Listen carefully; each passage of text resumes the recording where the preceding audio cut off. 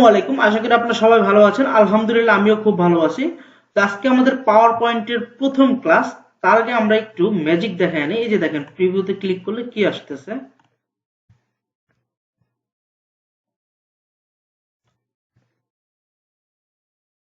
ওকে, ব্যাপারটা কি মজার না? যে আমরা এই যে আমরা যে বাচ্চাদেরকে পড়াই, এতে অ্যাপেল অ্যাপেল তো আপেল, এটাতে কিন্তু এতটা ইন্টারেস্টেড ওরা হয় না। কিন্তু আমরা যদি এইরকম ভাবে পড়াইতে পারি প্রজেক্টরের মাধ্যমে, তাহলে দেখবেন যে ওরা আরো বেশি ইন্টারেস্ট হবে এবং আকর্ষণ করবে। কত সুন্দরভাবে আপনার এ আসতেছে, তারপরে একটা অ্যারো আসতেছে, তারপরে অ্যাপেল, ঠিক আছে, তারপরে আবার অ্যারো, তারপরে হইতেছে আপেল। তো এই যে এইভাবে আমরা এটা কিভাবে করতে পারি সেটা মূলত আমরা আজকে শিখবো। আমাদের মূল উদ্দেশ্য কিন্তু বাচ্চাদের পড়ানো না, আমরা মূলত পাওয়ার পয়েন্টের প্রো লেভেলের কাজগুলো করার জন্য প্রথমে আমাদের বেসিক থেকে শুরু করতে হবে। এই জন্য আমরা জাস্ট এটা করব। আমরা এখানে একেবারে এই কার্টুন বানানো থেকে শুরু করে যা যা লাগে আমরা সবই শিখবো। তবে প্রথমে আমাদের শিখতে হবে বেসিকটা না জানলে কিন্তু কিছুই করতে পারবেন না। তো এই জন্য আমরা প্রথমে সবগুলো আগে ডিলিট করি না, আমরা মূলত এই প্রজেক্টটাই তৈরি করব। এখানে আমরা অ্যানিমেশন শিখবো আজকে। ওকে, তো এই পাওয়ার পয়েন্ট ফাইলটা কিভাবে ওপেন করতে হয় সেটা আমরা প্রথমে শিখি। আমরা হচ্ছে মিনিমাইজ। ওকে, পাওয়ার পয়েন্ট ফাইলটা ওপেন করার জন্য রাইট বাটন ক্লিক, এখান থেকে যাবেন নিউ, এখান থেকে মাইক্রোসফট পাওয়ার পয়েন্ট প্রেজেন্টেশনে ক্লিক করে আপনি জাস্ট ডাবল ক্লিক করলে আপনি এটা ওপেন করতে পারবেন, ওই ওয়ার্ড এক্সেল এর মতোই আর কি। ওকে, আমরা এখন এটা তৈরি করব।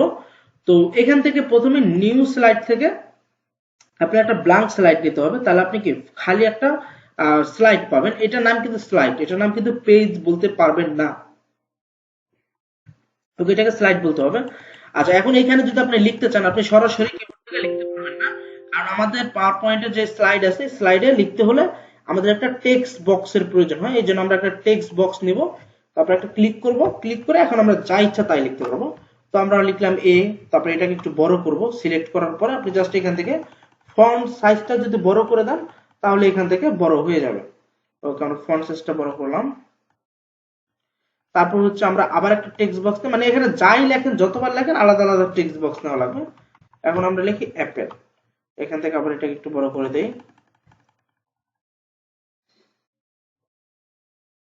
ওকে, তারপর আমরা কি করব, আমরা একটা আপেলের ছবি নিয়ে আসব। এই জন্য হচ্ছে আমরা গুগল থেকে নিয়ে আসতে পারি। এখানে জাস্ট আপনি গুগলে গিয়ে সার্চ করবেন যে অ্যাপেল পিকচার। তো এই গুগল থেকেও আনতে পারেন অথবা আপনি সফটওয়্যার থেকেও নিতে পারেন। আমরা হচ্ছে গিয়া মাইক্রোসফট ওয়ার্ডের যখন ক্লাস করেছিলাম তখন কিন্তু আপনাদের শিখিয়েছিলাম যে কিভাবে করতে হয়। এখানে জাস্ট রাইট বাটন ক্লিক করে কপি ইমেজ, এখানে এসে কন্ট্রোল ভি দিয়ে পেস্ট করলে কিন্তু আপনার পিকচারটা চলে আসবে। হ্যাঁ, তো আরেকটা পদ্ধতি আছে, সেটা হচ্ছে আপনার এই গুগল টুগল এত কিছু করা লাগবে না, তো ঝামেলার কোনো দরকার নাই। আপনি হচ্ছে ইনসার্টে যাবেন, এখান থেকে ক্লিপ আর্ট, এই ক্লিপ আর্টে গিয়ে আপনি এখানে অ্যাপেল লিখে সার্চ করে গোতে ক্লিক করলে আপনি দেখবেন যে আপনি যা লিখে সার্চ করবেন ওটা চলে আসবে। সেভাবে কিন্তু আমরা করতে পারি। তো আমরা একটা আপেল নিয়ে আসি, এই কর্নার থেকে জাস্ট ছোট করে দেবেন, এটা যারা ওয়ার্ড এক্সেল এর কাজ করছেন তাদের জন্য ইজি হবে। জাস্ট এখান থেকে নিয়ে আসলাম। এখন আমরা কি করতে পারি, আমরা হচ্ছে একটা অ্যারো চিহ্ন দিয়ে বুঝিয়ে দিতে পারি যে এতে অ্যাপেল, অ্যাপেল তো আপেল। এই জন্য আমরা এখান থেকে যে ড্রয়িং অপশন থেকে আমরা জাস্ট অ্যারো গুলো আমরা নিতে পারি।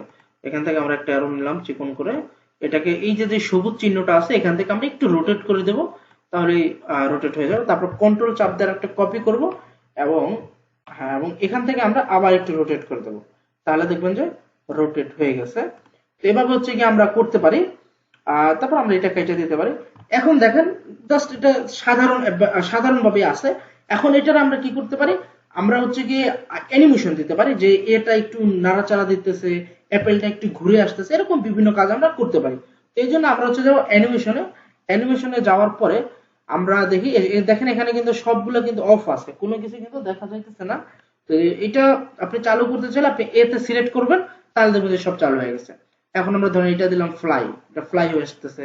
তারপরে এইটা ধরেন যে আমরা স্প্লিট দিলাম, তারপরে অ্যাপেলটা ধরেন এইটা দিলাম, তারপরে এইটা ধরেন যে আরেকটা দিলাম। এখানে অনেক আছে, কিন্তু আপনি আপনার মন মতো করে ব্যবহার করতে পারবেন। তারপর হচ্ছে কি আমরা আপেলটাকে দেব বাউন্স। হ্যাঁ, তো এখন হচ্ছে আমরা যদি প্রিভিউতে চাপ দিই তাহলে দেখবেন যে একটা একটা করে আসতেছে এবং এটা খুবই মজা এবং খুবই সুন্দর লাগতেছে।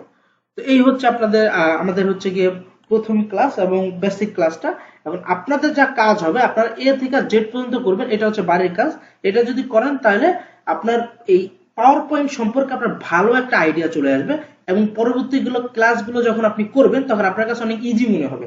আর যদি আপনি এটা প্র্যাকটিস না করেন তাহলে আপনার কাছে এটা কঠিনই থাকবে। হ্যাঁ, তো আপনি যেটা করবেন, বি তে বল, সি তে ক্যাট, ডি তে ডগ, এরকম করে আপনি আরো যে এখান থেকে নিউ স্লাইড নিয়ে আপনি আবার আরেকটা করবেন, বি তে বল, সি তে ক্যাট, এভাবে আপনারা তৈরি করবেন।